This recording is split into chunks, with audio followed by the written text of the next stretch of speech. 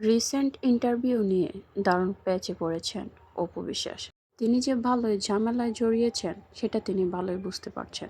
এজন্য তো নিজের ফেসবুক পেজে সেই সমস্যার কথা শেয়ার করে বলেছেন, আমি যাকে বোঝাতে চেয়েছি সে ঠিকই বুঝেছে। তার মানে তিনি রাগের চোটে শাকিব খান এবং তার পরিবারকে নিয়ে যা বলেছেন সেটা বুবলির উপর চালিয়ে দেওয়ার চেষ্টা করছেন, কিন্তু দর্শক তো বুঝে ফেলেছেন আসলে তিনি কার উদ্দেশ্যে কিভাবে কথাটা বলেছেন। তাই এখন দিদি যাই করুক না কেন কাজ হবে না।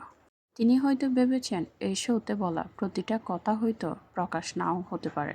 এজন্য তো শাকিব খান ও তার পরিবারকে ঘিরে খুব জেরেছিলেন তিনি। কিন্তু অপু বিশ্বাস এখন আবার পাল্টে নিচ্ছেন যে তিনি শাকিব খান কিংবা তার পরিবারকে ঘিরে কিছুই বলেননি। যা বলেছেন বুবলিকে উদ্দেশ্য করেই বলেছেন। বুবলির সাথে শাকিব খান কিংবা তার ছেলে জয়ের কি সম্পর্ক? তার চেয়ে বড় কথা হচ্ছে তার ছেলে থাকা বা না থাকা, তার যোগ্য হওয়া বা না হওয়া নিয়ে বুবলির কি আসে যায়। বুবলিকে তো আর অপু বিশ্বাস বিয়ে করেনি, বিয়ে তো করেছিলেন শাকিব খান। তাই যোগ্যতা কিংবা অযোগ্যতা একমাত্র শাকিব খানই বিচার করবেন। দিদি আসলে বেশি পণ্ডিতি করতে গিয়ে তালগোল পাকিয়ে ফেলেছেন। এখন যেহেতু তিনি সমস্যায় পড়ে গিয়েছেন, তাই বুবলির উপর সমস্ত দোষ চাপানোর চেষ্টা করছেন। আসলে কি সেটা সম্ভব?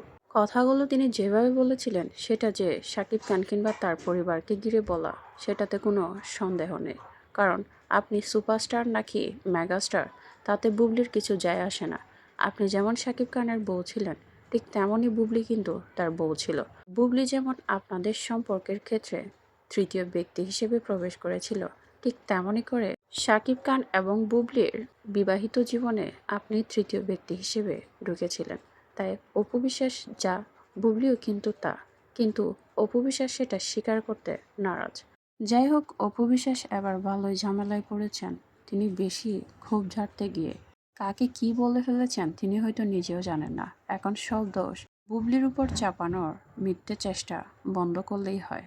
আর বিষয়টা এমন না যে অপু বিশ্বাস শাকিব খান এবং তার পরিবারকে প্রথমবারের মতো এ ধরনের ব্লেম দিচ্ছেন।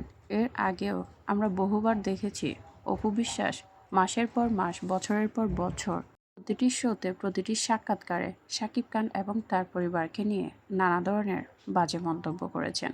তখন তো বুবলির কোনো অস্তিত্বও ছিল না। তাহলে এখন কেন সমস্ত দোষ বুবলির উপর চাপানো হচ্ছে? তাই দিদি আপনি যতই চেষ্টা করুন না কেন বুবলির উপর দোষ চাপিয়ে আপনি বাঁচতে পারবেন না। কারণ সমস্ত দোষ কিন্তু আপনার, এবং আপনি এটা প্রথমবার করেননি, এর আগেও একাধিকবার করেছেন। এখন বুবলির উপর চালিয়ে দেওয়ার চেষ্টা যতই করুন না কেন, আপনি যে কথাগুলো কাকে বলেছেন, কী কারণে বলেছেন, সেটা কিন্তু পাবলিক বুঝে গিয়েছে। এমনকি শাকিব খান এবং তার পরিবার হয়তো ইতিমধ্যে আবারও টের পেয়ে গিয়েছে।